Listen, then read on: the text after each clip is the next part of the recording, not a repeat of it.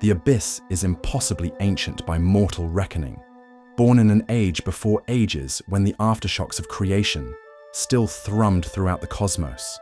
Powerful primordials of manifested entropy ruled this plane, forming whole worlds from raw elemental matter and then destroyed them. In the dark years of the 8th century DR, the lands of Impiltur, a proud kingdom nestled on the shores of the Eastern Reach, stood as a bulwark against shadow. Yet even the strongest bulwark may crack under the weight of the Abyss.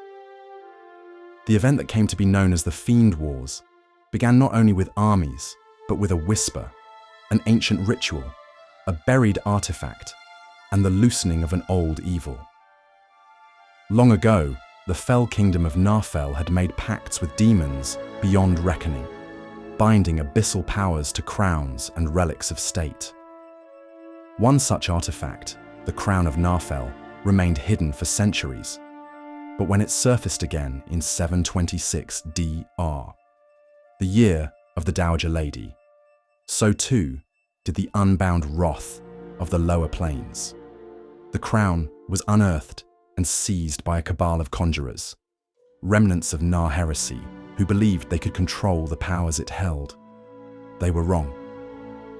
The artifact was already in the thrall of Orcus, the Prince of Undeath, who used it to empower one of his champions, Ndulu, a bailer of terrible strength.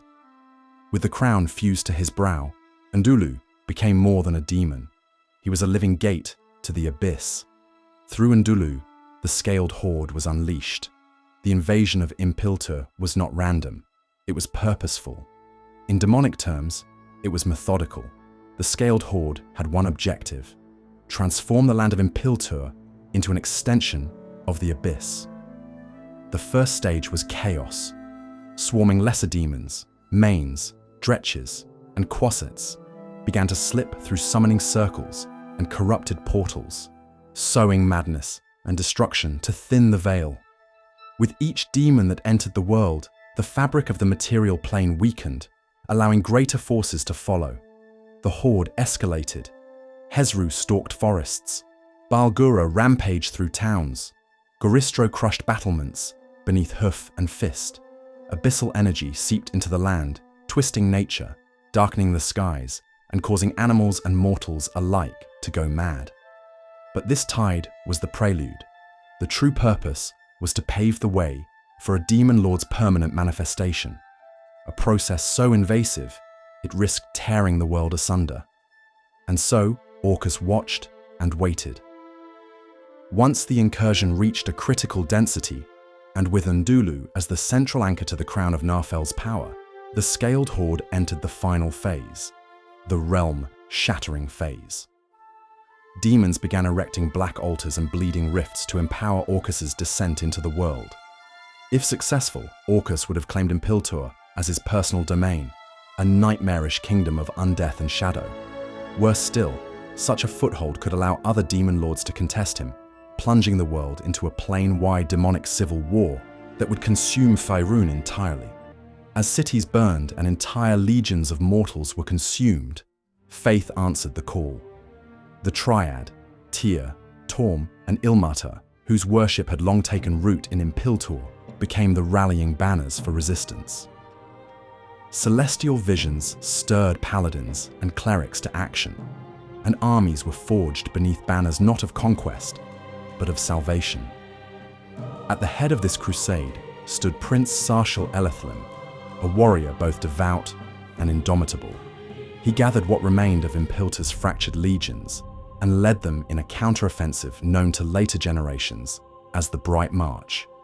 With the divine guidance of the Triad and the martial strength of his people, Sarshal carved through demon-infested strongholds, slowly forcing the horde back toward its point of origin, the citadel of conjurers, the corrupted heart of the Nar heretics, where the crown of Narfell pulsed with abyssal might.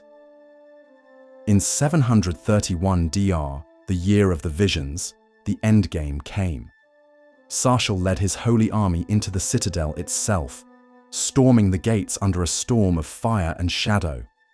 There, in a cataclysmic confrontation beneath a blood moon sky, he faced Ndulu, now bloated with demonic power, his body wreathed in corpse light, his mind a conduit for Orcus himself. The duel was legend. Sarshal, bearing a blessed relic of Ilmater and clad in armor bathed in the tears of his god, struck down the Baler in a blaze of divine wrath. As Ndulu fell, the crown of Narfal shattered, and with it, the portal to the abyss collapsed. Orcus's will was severed, his reach withdrawn. Leaderless, the scaled horde turned upon itself. Demons devoured one another in a frenzy of instinctual hatred, their order gone, their purpose unraveled. The mortal armies seized this moment to purge them, driving them back into the pits from whence they came. The war was won, but Impiltur was broken. Half its cities lay in ruins. Entire bloodlines were extinguished. Even the land itself bore scars, stretches where nothing grew, and the wind whispered in Abyssal. Sarshal did not live to see the peace. He perished days after the final battle, his soul said to have been taken directly to the House of the Triad. He was crowned king posthumously, and the capital Sarshal bears his name to this day. The Fiend Wars had ended, but the cost was staggering. Scholars and priests who study the arcane patterns of planar incursion now speak of a sobering truth. Had Ndulu held the crown even a season longer, the gates would have fully opened, and Orcus himself would have walked the world in flesh. Had that come to pass, Impiltur would not have fallen. It would have become a new abyssal layer, eternal and damned. The abyss is a vast wound in the cosmic order, a bottomless pit teeming with creatures that exist only to rend, tear, and destroy. The demon princes, individual demons of great power and determination, bend and shape the abyss and its inhabitants to meet their every whim. These mighty beings imagine themselves at the center of the cosmos. Each demon prince believes that the universe will one day be theirs to command, its laws and structure twisted and warped to match the demon's ideal of perfection. The demon prince's arrogance is exceeded only by their ambition. While any rational being would dismiss their goals as empty ambitions sparked by madness, the truth remains that the demon princes and their thralls are among the mightiest forces in the planes. It is conceivable that, if the blood war turns dramatically in their favor, the demon princes could put the rest of the apocalyptic plans in motion. The abyss and its demonic inhabitants are akin to a virus. While most other factions across the planes spread their influence into other realms through conquest, conversion, or diplomacy, demons infect a world by traveling there and beginning to transform their environment to resemble the malleable, chaotic substance of their home plane. If demons dwell in a place for a significant amount of time, the area starts to warp in response to the abyssal energy that churns within it. If a demonic infestation is left unchecked, a portal to the abyss is the result, and more of the essence of the abyss pushes its way through. In time, a plane or world could become a colony of the abyss, overrun with demons and devoid of all other forms of life. A full-fledged demonic incursion takes time to develop. A demon prince might rampage across a world for a few days or weeks before returning home, but that event doesn't qualify as an incursion. After the demon is banished, the world suffers no long-term effects, aside from the destruction wrought by the demon. But if demons can dwell undisturbed on a plane for a period of time, their continued presence begins to erode the barriers between their location and the abyss.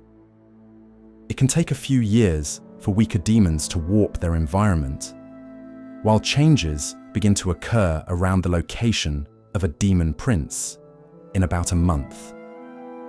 To bring about these changes, the invaders must remain in the same location for some time, usually around 6 miles, to combine their influence. Fortunately, for their would-be victims, the chaotic evil nature of the demons means they rarely organize in a way to cause such a disturbance. Demons that enter the world are bent on destruction, not concerned with greater matters, and inclined to go their separate ways unless a powerful leader can keep them under control long enough for the virus to take hold.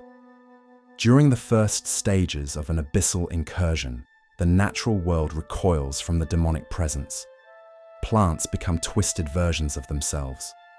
Leering faces appear in leaf patterns. Vines writhe of their own accord. And trees grow soul-smelling tumors instead of leaves as their branches wither and die. Bodies of water become tainted and sometimes poisonous. And the weather moves from extremes of heat, cold, wind, rain or snow that aren't typical of the normal climate. At this stage, adventurers or local armies can stop these incursions by killing or driving away demons that infest the area. The major concern is that the effects of these events will often persist for a few months or even centuries, while the barriers between the abyss and the material plane remain intact. If the first stage of the infection continues long enough, a portal opens in the corrupted environment that connects to a random layer of the abyss. Demons that happen to be near the portal can travel through it and into the world, while the raw stuff of the abyss also begins to seep through the passage. Even at this stage, the infection has almost no chance of developing into a true incursion. The immensity of the abyss means that a portal's random location is more likely to be an empty, uninhabited place than anything else, and demons can't make use of the portal unless they can locate it. The incursion might be long delayed as a result, but the portal's opening on the other plane remains a lurking threat until it is closed. As more demons find and use the portal, the abyss becomes strongly linked to the world, and the region's transformation grows more extreme. The odd but still mundane weather gives way to storms that drop burning embers, or winds that shriek in all directions, seizing living creatures and hurling them against the ground. The environment becomes inimical to all living things. At this point, the incursion is still in a state of flux. The demons aren't yet directed by a single will. Unless a powerful demon dominates all the others, the area is racked by fighting as one demon after another claims primacy, only to be overcome. The tie to the abyss is still fragile enough that, as demons are slain, the portal grows smaller and weaker. If the invaders are reduced to about half the number that were present when the portal was created, the opening winks out of existence. In its third phase, the demonic virus invades fully and becomes a part of the world. Simply killing the demons in an afflicted area is no longer enough to remove the abyss's stain. The size of the region begins to grow, the effects of the lethal environment expanding from the original area. The demons likewise begin to roam, and a small force capable of establishing its own incursion might travel far. If enough of these groups splinter off, the incursion could spread into a network of similar sites, each opening its own portal and drawing in more demons. If the incursion remains unchecked or grows strong enough, it enters its fourth and final phase with the entrance of a demon lord. As a portal continues to shunt demons and abyssal energy into the world, it begins to attract the attention of the lords. 2 or more of them might fight for control of it, or in the worst case, several might travel through the portal in rapid succession. The visitation of a demon lord to the material plane is a cataclysmic event, with the lord's presence overwhelming the minds of other beings to keep them from resisting. A horde army is formed consisting of all manner of demons, ranging from Balers, Goristro to Hezru. This horde army strips the world of life and clears a path for the demon lord's dominance. At this point, a besieged world's only hope for survival is the expulsion of the demon lord. The lord's defeat leaves the other demons again leaderless, and they react by warring with one another, which makes them susceptible to attacks from the world's defenders. When a demonic incursion runs its course, no vestige remains of the world that existed before. In effect, the realm has become another layer of the abyss. Demonic rituals are the first instance in how demons make their way to the material plane. Some keep the rituals to themselves, to guard access to their demon masters. Others control its spread to prevent it falling into the hands of evil creatures, or creatures more evil than themselves. The power of the ritual lies not only in its intent, but in its ease.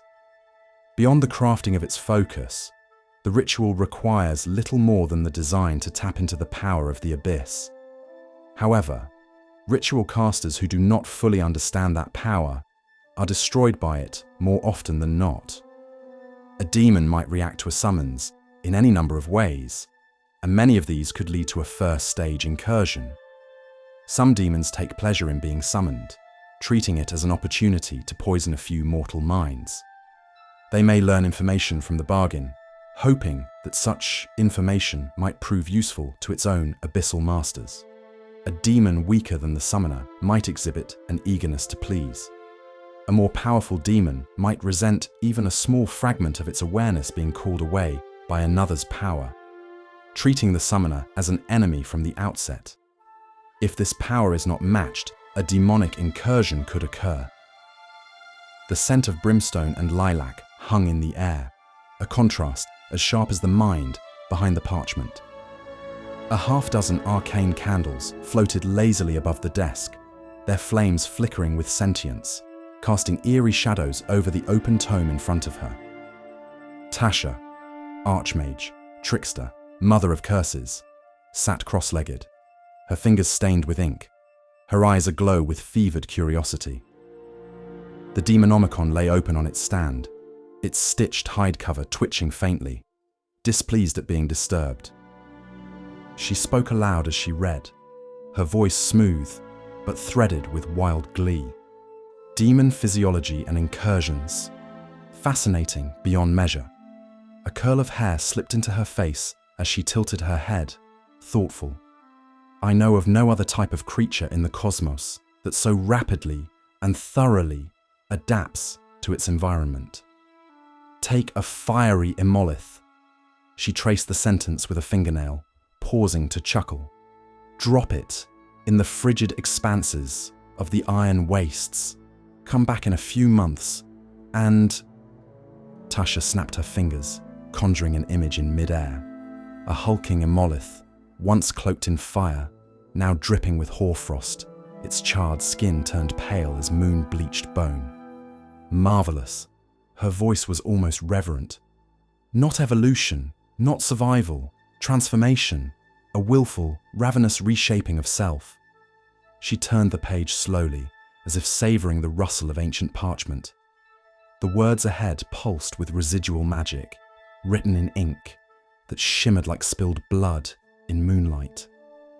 Return a few years hence, and you will likely find a demon closer in appearance and power to a Jarlac than the creature of fire you left behind. Tasha leaned back in her chair. Her eyes were not on the book now, but on the swirling visions in her mind. Many, many times I have repeated this experience, each in a different abyssal layer and all with similar results. Her grin was a sliver of madness. She loved them, these horrors that refused to be static. The abyss was not chaos for chaos's sake. It was metamorphosis made infinite. And then she whispered the line she had written long ago, the ink having dried with both mockery and longing. If I locked him away for a span of years in the forest of living tongues, I wonder what form my beloved Grazist would eventually take. Tasha's smile faded, but her eyes lingered on that sentence. Her hand hovered over it. Would he become something even more beautiful? She said softly. She saw him as he was, tall, dark, poised like a dancer holding a blade. And yet, beneath his charm, a storm of cruelty and ambition. And if that storm were left to churn in the maddening wilderness of the forest of living tongues, what would emerge? Would he slough off vanity and become pure desire? Or would the tongues whisper truths he dared not know? She closed the book slowly. "I should do it," she murmured. A silence fell around her, thick with potential. The Demonomicon throbbed once beneath her hand, as though agreeing, or perhaps daring. And Tasha, daughter of Baba Yaga, lover of the Dark Prince, laughed. "Not yet, my sweet. Not yet. But one day." She reached for a fresh quill, already scripting her next experiment. Orcus and his demonic incursion is a stark reminder to stay vigilant, as even though the demons were driven out and the crown shattered, not all wounds close. In the hushed corners of ruined sanctuaries, shadows still move where no light falls. Some say the land itself remembers, that in places once trodden by the scaled horde, the soil is sour, the trees whisper in unknown tongues, and the wind carries the scent of ash and iron. Impiltur endures. Its walls have been rebuilt, its banners raised anew, but the victory was never clean. The citadel of conjurers still stands in part, silent, blackened, avoided by even the boldest scouts. The deepest vaults were never fully mapped, and some who venture too close speak of dreams not their own, of thrones made of bone and laughter echoing from a pit that has no bottom. The priests of the Triad call it vigilance. The old conjurers knew it by another name, resonance. The aftershock of a realm nearly lost, still trembling in the shadow of what almost came to pass. Because the truth is this: the abyss does not forget. It waits, it whispers, it hungers, and all it ever needs is a door left ajar, and a new layer will grow.